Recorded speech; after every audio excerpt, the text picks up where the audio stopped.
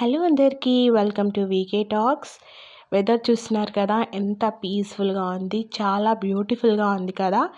ఈ మధ్యన 3 రోజులు వర్షం పడ్డది కదా కంటిన్యూగా, అప్పుడు తీసిన వీడియో అన్నమాట ఇది.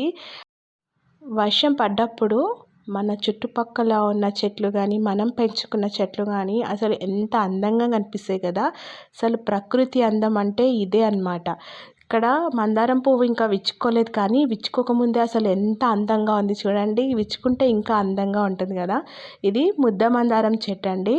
అట్లనే మా ఇంట్లో అయితే ఇది గోరింటాకు చెట్టు అండి. ఇలాంటి మంచి వెదర్ ఉన్నప్పుడు ఏదైనా వేడిగా స్పైసీగా తినాలనిపిస్తుంది కదా. సో ఇవాళ అయితే నేను నా స్టైల్లో చికెన్ ఫ్రై అనేది నేను చేశానన్నమాట. ఈ వీడియో అయితే అదే వీడియో. సో వీడియోలోకి అయితే మనం వెళ్ళిపోదాము. ఇక్కడ నేను ఒక 1/2 kg చికెన్ అయితే తీసుకున్నాను. మంచిగా నీట్గా కడిగేసుకోండి. అండ్ 4 ఉల్లిపాయలను అయితే కట్ చేసుకోండి మీడియం సైజులో. ఇందులో ఉల్లిపాయలు ఎక్కువగానే పడతాయి అన్నమాట. నెక్స్ట్ ప్రాసెస్లోకి అయితే వెళ్ళిపోదాము. స్టవ్ వెలిగించుకొని ఒక ప్యాన్ పెట్టేసుకొని ఒక 3 నుంచి 4 టేబుల్ స్పూన్ వరకు ఆయిల్ వేసుకోండి.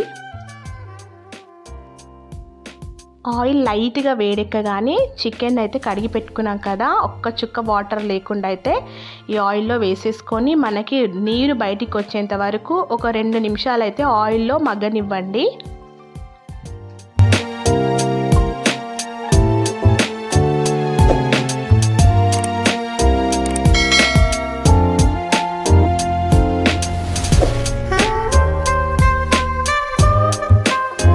ఇలా ఒక 2 నిమిషాలు మగ్గిన తర్వాత కొంచెం సాల్ట్ అయితే వేసుకోండి.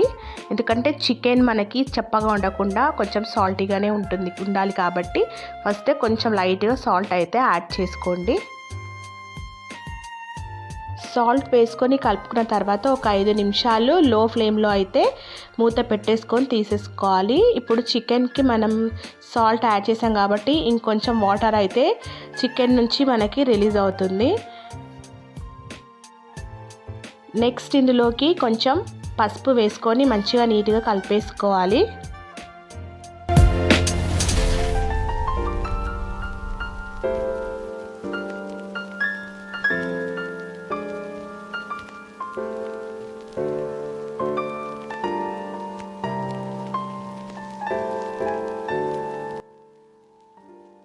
ఇప్పుడు మనం ఫస్ట్ కట్ చేసి పెట్టుకున్నటువంటి ఉల్లిపాయలు ఉన్నాయి కదా, ఆ ఉల్లిపాయలను అయితే ఇందులో వేసుకుందాము. తర్వాత ఒక 2 లేదా 3 పచ్చిమిర్చి అయితే కట్ చేసుకొని వేసుకోవాలి.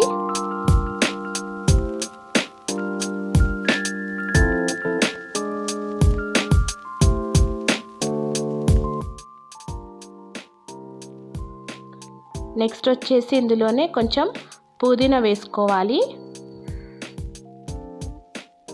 అండ్ ఒకసారి మంచిగా కలిపేసుకోవాలన్నమాట.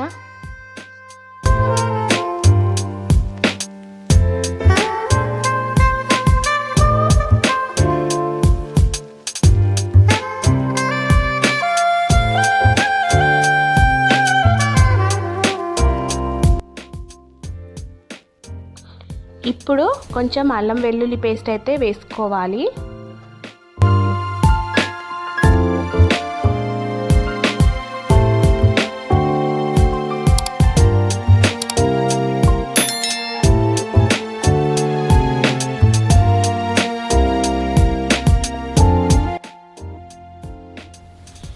మళ్ళీ ఒక 10 నిమిషాల వరకు మీడియం ఫ్లేమ్లో మూత పెట్టేసుకొని ఉంచుకోవాలి.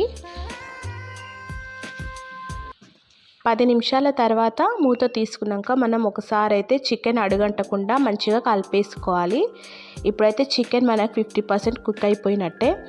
ఇప్పుడు మనకి కారం మీరు ఎంత స్పైసీ తినాలనుకుంటున్నారో అంత స్పైసీకి తగ్గట్టు కారం వాడండి.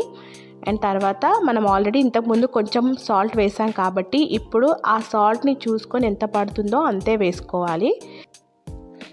సాల్ట్ ఇంకా కారం ముక్కకి మంచిగా పట్టేలాగా మంచిగా ఒకసారి అయితే కలిపేసుకోవాలి. ఇలా కలుపుకున్నాక మళ్ళీ ఒక 5 మినిట్స్ వరకు మీడియం ఫ్లేమ్లోనే మూత పెట్టి తీసేసుకోవాలి. అండ్ ఇప్పుడైతే పెరుగు వేసుకోండి. చిక్కటి పెరుగు అయితే చాలా మంచిగా ఉంటుంది. పెరుగు అనేది పుల్లగా ఉండకుండా చూసుకోండి. ఒకవేళ పుల్లటి పెరుగు వేసుకున్నారంటే చికెన్ కూడా పుల్లగా అవుతుంది. పెరుగు వేసుకొని కలుపుకున్నాక మళ్ళీ ఒక 5 నిమిషాలు అయితే మూత పెట్టేసుకోవాలి.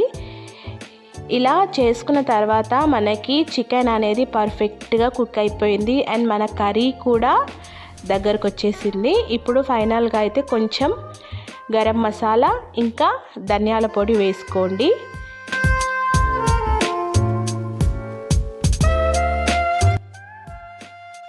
లాస్ట్లో ఇంకా మనం కొత్తిమీరతో గార్నిష్ చేసుకుంటే మన చికెన్ స్పైసీ యమ్మీ చికెన్ ఫ్రై అనేది రెడీ అయిపోతుంది. ఇక్కడ నేను నిమ్మకాయ వాడటం లేదు. ఇక్కడ నిమ్మకాయ వాడకుండా ఉండడమే మంచిది అని నా ఒపీనియన్. ఎందుకంటే మనం పెరుగు వేసుకున్నాం కాబట్టి మీరు ఒకవేళ నిమ్మకాయ తినేటప్పుడు పిండుకుంటే కనుక కొంచెం టేస్ట్ అనేది డిఫరెంట్గా ఉంటుంది. ఒకవేళ మీకు ఓకే అనుకుంటే మీరు స్టవ్ ఆఫ్ చేసుకొని మీరు తినేటప్పుడు మాత్రమే నిమ్మకాయ పిండుకోండి. ఓకేనా? మన టేస్టీ చికెన్ ఫ్రై అయితే రెడీ అయిపోయింది. మరొక వీడియోతో మంచి రెసిపీతో మళ్ళీ కలుద్దాం. అంతవరకు టాటా, బాయ్ బాయ్.